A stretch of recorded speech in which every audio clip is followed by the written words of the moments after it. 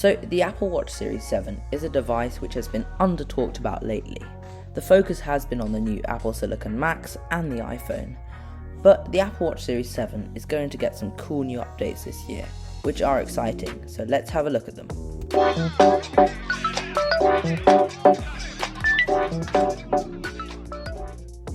So the initial thing is the design of the watch. Now, similar to the iPhone 12 and the 12 Pro this year, we are going to see a boxy design on the Apple Watch, which will be the first new major design change since the original version of the Apple Watch.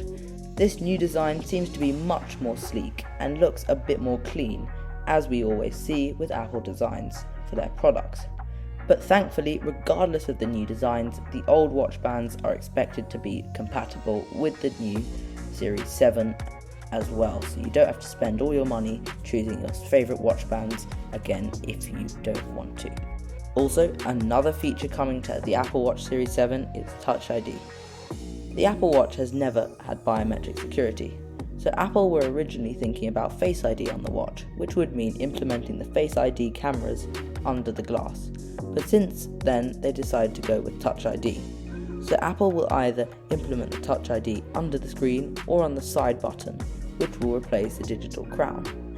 The watch would function using hand sliding gestures on a button, which looks similar to the force click button on the AirPods Pro, and will probably feature some force click controls as well on this particular button. Also, there is a new display coming this year to the Series 7 Apple Watch. So in March, we are expecting to see a mini LED on the iPad Pro, and it is expected to carry on to the Apple Watch Series 7. The current Series 6 features an OLED screen, but mini LED is said to increase the colour accuracy and make the display cheaper.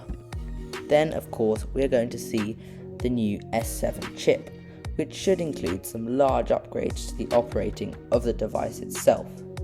Then there will be some improvements to the current features as well, so the battery life, a brighter always-on display, as well as improvements to the blood oxygen sensor and the ECG reader. This should all be powered by the S7 chip, and Apple have got really good at making chips recently, so we can expect good things from the S7 in terms of performance and capability on the Apple Watch Series 7.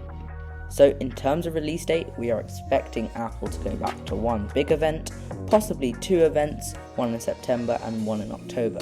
But Apple might, if conditions are possible, go back to one big event. But two events is probably more likely, as conditions states at the moment that two events is what Apple are going to have to do. So the Apple Watch is expected in the September event, and it is set to price at around the same as the Series 6. So starting from $399 or pounds and going up from there depending if you choose cellular or Wi-Fi or stainless steel or aluminium. So that's what we know so far about the Apple Watch Series 7. Make sure you're subscribed to this channel to catch more content on this and other cool stuff. And as always, thanks for watching, and I'll see you guys on the next one.